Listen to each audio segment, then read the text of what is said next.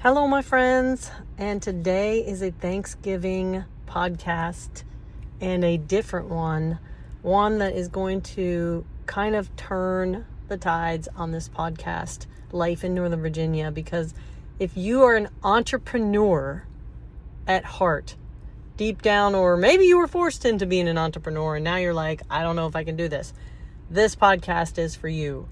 Because up until now, I have ranted and shared and have hopefully educated some interesting stories about real estate related life in Northern Virginia, but I'm just going to start doing podcasts about life in general and everything that gets experienced here and everywhere, but since I live here.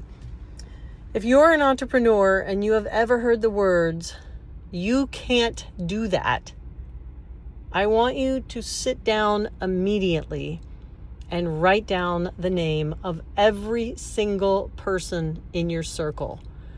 Family, distant family, friends, coworkers, bosses, if you can call them bosses.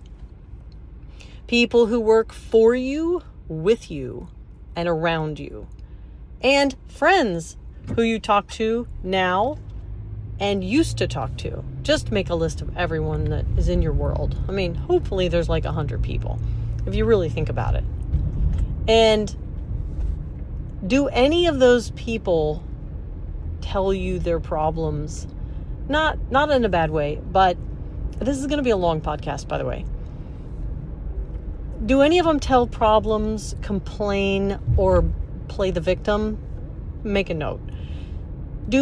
Does anyone interact with you where they're constantly telling you a problem? Okay, now this doesn't mean it's their problem. It means they see obstacles where they don't exist.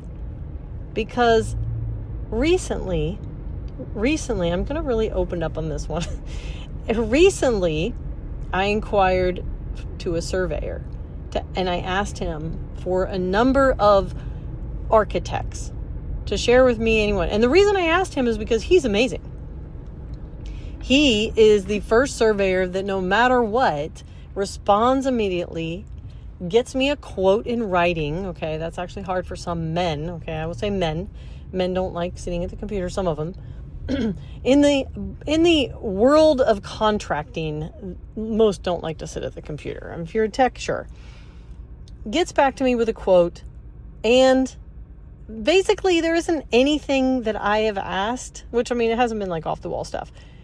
It's just like, okay, yeah, let me just find the setbacks. Let me just do this. Let me research this and I'll figure it out. Why? Because he has an engineering background. So the minute he told me he had an engineering, I'm on a tangent, but the minute he told me he had an engineering background, I knew he's a troubleshooter. And if you're a born troubleshooter, or you learned how to be one, you learn how to solve problems. And so then anything you do, there's never a problem because there's always a solution. There is literally always a solution. Even if a solution is to eliminate something, like the problem, like literally make it disappear, that's a solution. There's never a solution of telling someone else how you can't do it. So if you are sitting down and you have decided, I'm going to go ahead and sit down right now, I'm going to make this list of everyone that exists around me. Anyone who has ever said, thought about saying, started to say anything like the words, "that can't be done." I hate to say it, but eliminate them from your life. Or if they're family, just make a disassociation for a moment. "That can't be done" is equivalent to saying, "you can't do that, that's not possible, you're too old, you're too young, you're too skinny, you're too fat, you're too black, white, brown, blue, green." Literally, I don't live in a world where the words "that can't be done" exist. So, over the last 22 years of selling real estate, I've evolved into something that, you don't know what you're going to like until you try something. And trust me, I've tried a lot. I have failed at a lot, but I still try a lot because it's interesting. If I think it's interesting, I do it. If I do it long enough, I can master it. Statistically, if you do any one thing relentlessly for 3 years, that means you shut other people out. I don't mean you literally hibernate. I mean, you focus 100% on something for 3 years. You will bypass anyone doing anything for 20, half-heartedly or on the side. Anyone doing anything for 10, 15, or 20, or 25 years on the side as a side gig, without heart, without meaning, without their why behind it. You do something consistently for 3 years, you will bypass anyone doing anything for 10, 15, 20, or 25 years. And that's what I do. I find something I like, and if I like it, I keep doing it, and then I dissect everything about it, and I learn everything, and I go 100% into it. And if by chance I realize I don't like it, I reassess my life and I say, is this who I am? Is this what I want to be? Is this what I want to do? Is this who I want to help? Be, do, have. Is this what I want to be, do, and have in my life right now? Is this who I am? Is this making me a better person? Am I changing humanity? If the answer is no, if I'm just like struggle bus every second, then I start to reevaluate and I'm like, maybe I don't want this to be my life. So if people start things and change, that's why. It's not like, oh, you're just on to the next thing. I am literally someone who tries things. And one day I was helping a seller. This is going to go somewhere, guys. This is getting to the end. One day I was helping a seller, and I just decided she needed to renovate her house. I've told the story before, but I'm going to tell it again. It was in Woodbridge, Virginia. She had crazy, I called it the roach house. It was lots of roaches. And she needed to renovate, and she was trying to use contractors, and people were no-showing, and I said, you know what, let me take over the bidding. Let's just get a couple bids. So we had 3 or 4 or 5, actually 5 contractors come out at different times over a week and give contractor bids. Some no-showed. Those that showed up walked around. It was very interesting to see how everyone gives different bids, and are they qualified? Do they have references? Or do they have a license? And those that actually give quotes, they were so drastically different and so crazy priced. And we're talking like 2019. They were so far above what she had money for, and she had like $55,000. And that I said, you know what? I will help you renovate. I was so determined for her not to pay that money that I said, I will help you renovate. Well, what do you mean? Well, what I mean is we're going to measure your house. We are going to figure out every item in every room that needs to be done, flooring, everything. And when we're going to hire someone to do that work, not someone who's going to come in, give you a quote, who will manage people to do that work. We are going to manage people to do that work. And I just thought to myself, I can do this one thing for this one woman who needs serious help.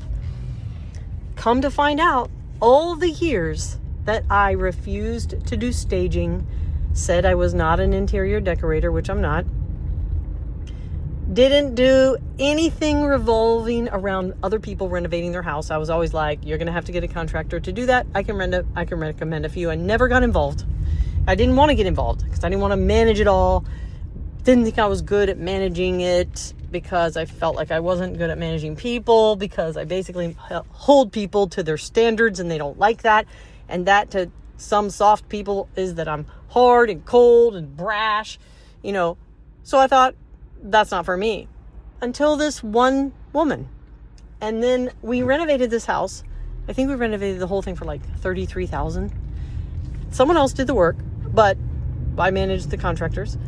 And from that day on, I was like, I'm actually pretty good at this. Not only am I good at it, I saved her a shit ton of money. And her house looks amazing.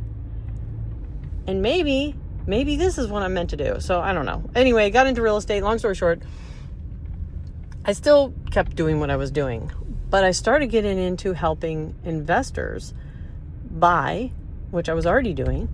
But now I said, you know what? I will help manage the renovations. So I had this one attorney that I was working with, and we found a property and I helped him renovate it. And I said, I know that you want to just push a button to buy and push a button to sell, and everything in between be done for you. And I'm going to help you do that. I will be the real estate agent and the general contractor, whatever. And I will be the project manager. And I will be the person that spends endless amounts of time and doesn't get paid to help you renovate this property so that at the end, I can list it for you. That was my thought at the time. And this evolved into 8 years, actually. I worked with this guy. 8 years of helping him buy, fix, and flip properties. And this became his retirement out of being an attorney. Bankruptcy attorney, actually.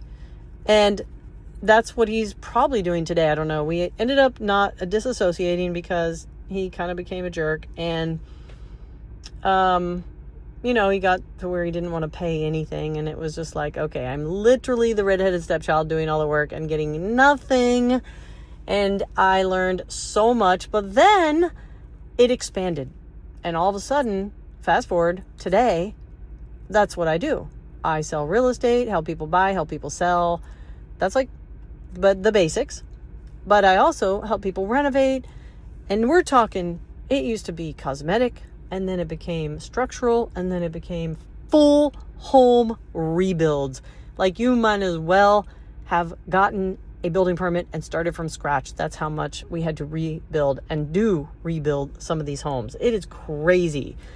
And the septic systems, the wells, the grading, the surveying, everything, soil perking. Now I'm realizing that I love, and why do you care about this? Why do you care about this? Because if you're listening still and you are an entrepreneur and you're thinking either what you're doing now or what you want to do sounds scary or big, or no one in your world thinks you can do it, or they don't believe in you, or maybe you don't believe in yourself, because that's actually the problem for most people.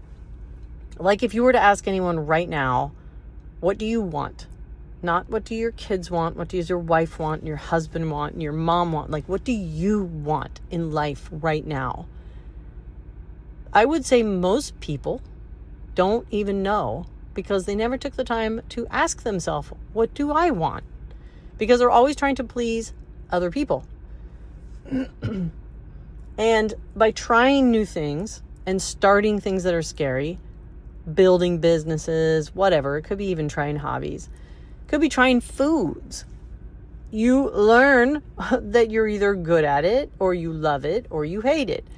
And all of this is to say, if anyone on this Thanksgiving, in this week, where you are supposed to be so thankful for what you have, one of the things you have is a brain that you are underutilizing, because we are meant for so much more and so much bigger. The only thing holding you back is your own fear and scared that you will fail, scared that you don't know how to get from A to Z. By the way, you're not supposed to know how you will get there. You only need to know what you want. And if you don't know what you want, you try different things that you are slightly interested in until you realize you either do like it, love it, or you don't. Then you try something else. I'm going to be launching something in the next 6 months that I've actually wanted to do for 5 years.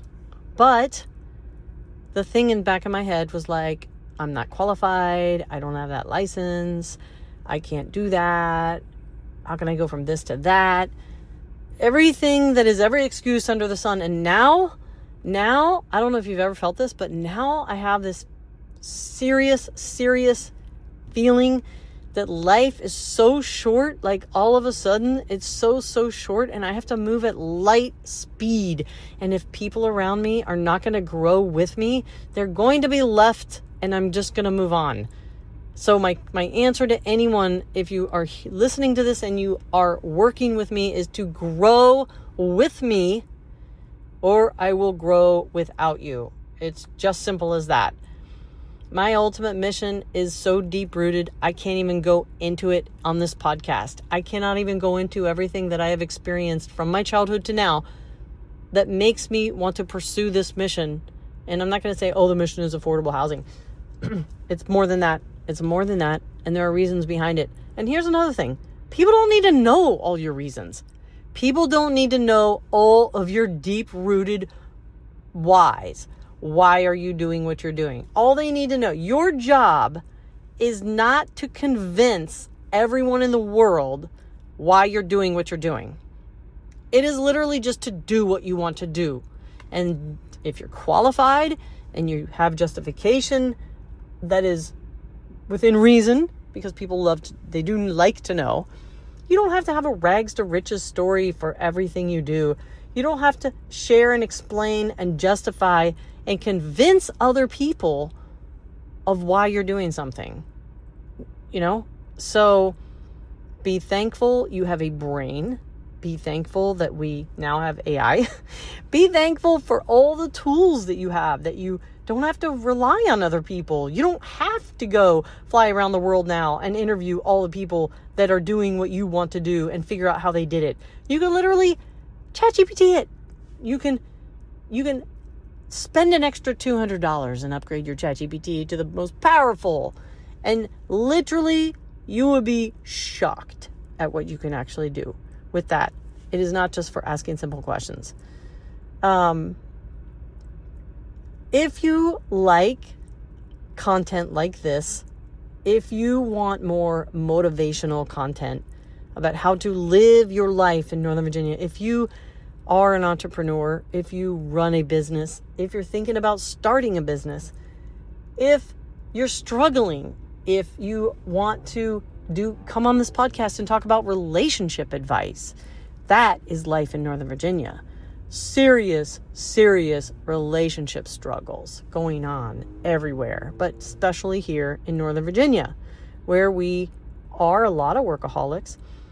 But for me, it's about surrounding myself with people who want to grow with me as I grow, not anyone that wants to stifle my growth. Also, no one should ever say you can't do that. And if they do, that is a key phrase to do two things. One, disconnect from them, and two, do it. Because the thing people say you can't do that means it's probably hard, and they would not do it because dang, that's probably hard. Well, guess what? Hard things are things that most people won't do that are worth doing.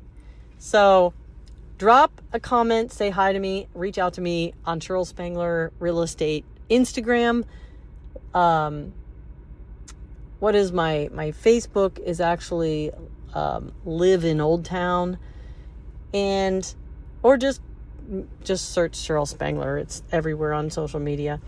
And tell me that you listen to this and that you maybe want to come on this podcast and tell me what topic that has to do with your life that you would love to share. Talk to you soon.